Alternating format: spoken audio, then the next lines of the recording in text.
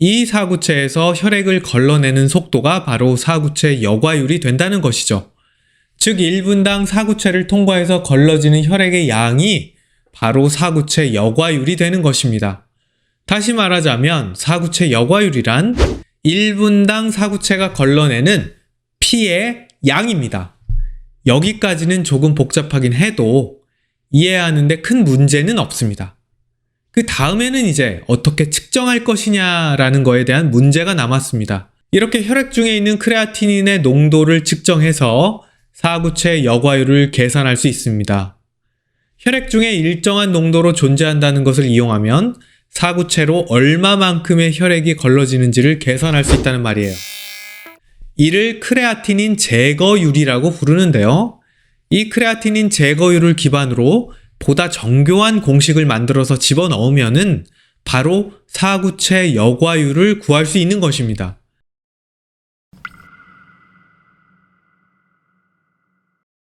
즉, 일정 시간 동안 소변으로 빠져나간 크레아티닌은 결국 혈액 중에서 빠져나온 것이므로 혈액 중에 들어있는 크레아티닌의 농도로 이를 나눠주게 되면 일정 시간 동안 사구체를 거쳐서 빠져나간 혈액의 전체량을 계산할 수 있다는 겁니다. 이 말을 좀 더 쉽게 풀어서 설명을 해보자면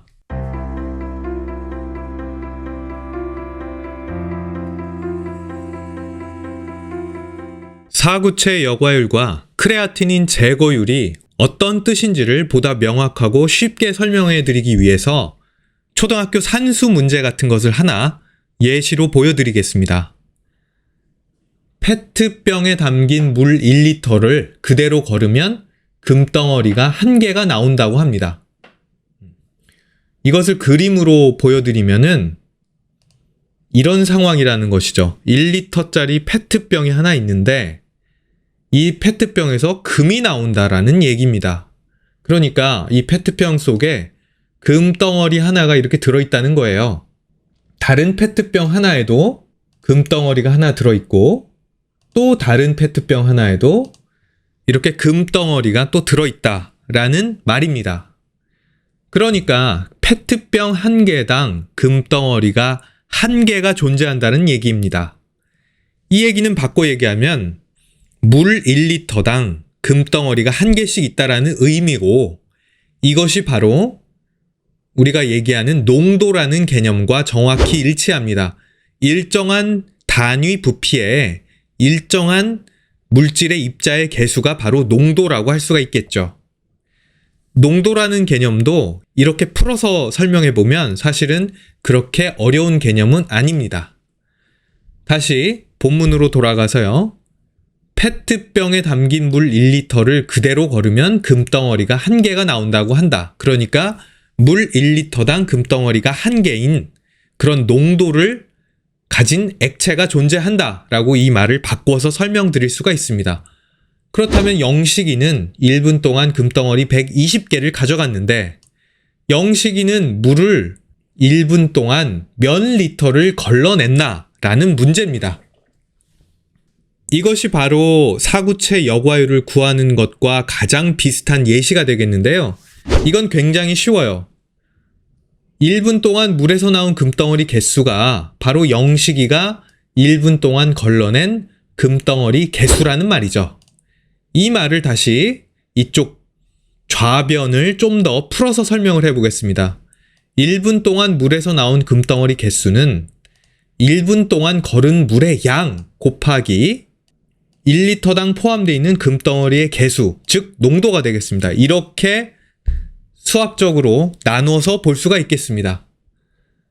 물속에서 영식이가 1분 동안 걸러낸 금덩어리의 개수는 영식이가 1분 동안 걸러낸 물의 양 곱하기 1리터당 물속의 금덩어리의 개수, 즉 농도가 되겠고요. 이 농도가 바로 우리가 얘기하는 크레아티닌 수치입니다. 그러니까 혈액의 단위 부피당 크레아티닌이 얼마나 들어가 있느냐가 바로 크레아티닌의 농도가 되는데 정상을 기본적으로 1이라고 가정을 해봅시다.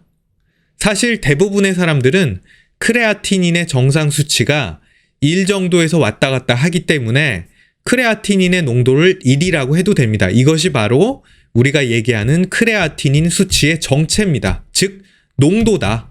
우리가 얘기하는 크레아티닌의 수치는 즉 농도다라는 말씀을 드릴 수 있겠습니다. 영식이는 1분 동안 120개의 금덩어리를 가져갔으므로 물은 120리터를 걸렀다는 것은 우리가 바로 알 수 있는 사실이죠. 영식이를 사구체라고 보면 영식이가 1분당 걸러내는 물의 양이 바로 사구체 여과율이 되는 것입니다. 이 개념이랑 사실상 동일한 개념이에요. 이것을 크레아티닌 클리어런스, 크레아티닌 제거율로 다시 바꿔서 표현을 해보자면요. 우리가 1분 동안 소변에서 나온 크레아티닌의 양은 이건 개수랑 동일한 개념이죠. 혈액 중에서 사구체가 걸러낸 크레아티닌의 양, 개수랑 똑같다 라고 하는 것이 우리가 사구체 여과율을 구하는 크레아티닌 제거율을 구하는 첫 번째 관문이 되겠습니다. 1분당 소변에서 나온 크레아티닌 양은 따라서 사구체가 1분당 걸러낸 크레아티닌 양과 동일하게 됩니다. 그래서 사구체가 1분당 걸러낸 크레아티닌 양은 1분당 사구체가 걸러낸 혈액의 부피 곱하기 크레아티닌 혈액 중 농도가 됩니다. 그러니까 우리가 1분에 본 소변을 측정을 해서 거기에서 크레아티닌 양을 잴 수가 있어요.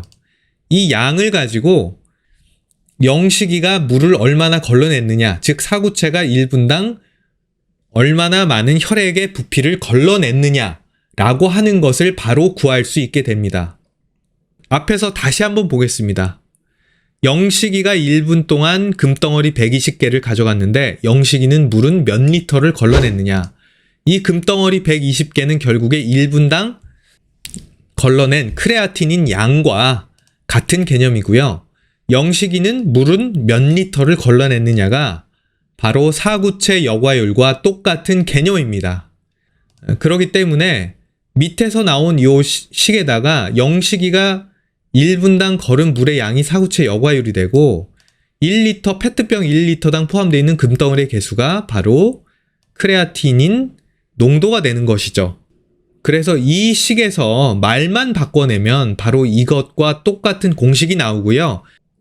이것이 바로 크레아티닌 클리어런스, 크레아티닌 제거율이 되는 것입니다. 크레아티닌 제거율은 가장 간단하게 구하는 사구체 여과율과 비슷하기 때문에 우리가 크레아티닌 제거율만 가지고도 신장 기능을 어느 정도 측정을 할 수 있습니다. 하지만 사구체 여과율은 보다 복잡한 공식에 집어넣어서 구하기 때문에 이 부분은 동영상에서 좀 더 자세하게 설명을 드리도록 하겠고요. 크레아티닌 클리어런스, 크레아티닌 제거율, 가장 간단한 사구체 여과율은 초등학교 산수 수준으로도 쉽게 이해할 수 있다라는 말을 먼저 드리고 영상을 시청해 주시면 감사하겠습니다. 가령 물에 소금을 섞었다고 생각해 보시죠. 물 1리터에 소금 100g을 넣었다고 가정해 봅시다. 이때의 농도는 100g을 1리터로 나눈 100g per 리터가 될 것입니다. 그 후에 이 소금물을 1분 동안 일정한 양을 퍼서 따로 보관을 했습니다. 그런데 나중에 이 물 속에 있는 소금을 한번 쟀어요. 이 물 속에 있는 소금의 양은 50g이었습니다. 그렇다면 1분 동안 소금물은 대체 얼마만큼 퍼낸 것일까요?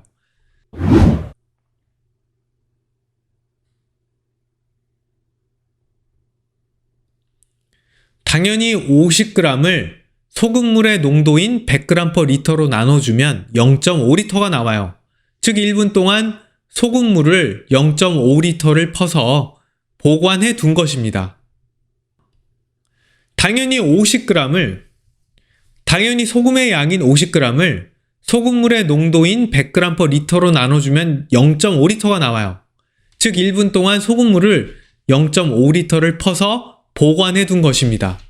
이와 완전히 똑같은 원리로 크레아티닌의 농도를 측정하면 얼마만큼의 혈액이 사구체에서 걸러졌는지를 바로 알 수가 있습니다. 이를 크레아티닌 제거율이라고 부르는데요. 이 크레아티닌 제거율을 기반으로 보다 정교한 공식을 만들어서 집어넣으면은 바로 사구체 여과율을 구할 수 있는 것입니다. 그런데 왜 사구체 여과율을 구할 때 크레아티닌 제거율이 아닌 보다 복잡한 공식을 써서 더 복잡하게 구하는 것일까요? 이는 크레아티닌 자체의 한계 때문에 그렇습니다. 맨 처음에 크레아티닌은 근육에 있다고 말씀을 드렸습니다. 따라서 근육량이 큰 사람들은 크레아티닌의 농도가 다를 수가 있습니다. 통상적으로 몸에 근육이 많은 사람들은 크레아티닌 수치가 더 높습니다. 그런데 우리 인체의 근육량은 평균적으로 볼 때는 몸무게에 비례를 합니다. 또한 남성과 여성은 몸의 근육의 비율이 달라요. 또 사람이 나이를 먹게 되면 근육량이 저절로 줄어들게 됩니다. 이 모든 것을 고려해서 보다 정확하게 크레아티닌 값을 보정을 하게 되면 바로 사구체 여과율을 구할 수 있게 됩니다. 그러니까 통상적으로 사구체 여과율이 중요하긴 한데 한 사람에게서 계속 크레아티닌 수치를 측정할 때는 몸무게에 큰 변화만 없으면 크레아티닌만 가지고 사구체 여과율이 어떻게 변하는지 알 수 있습니다. 즉, 크레아티닌이 올라가게 되면 사구체 여과율은 떨어지게 되고요. 크레아티닌이 내려가게 되면 사구체 여과율은 올라가게 되는 것입니다. 이렇게 사구체 여과율과 크레아티닌의 관계를 설명해 드렸습니다.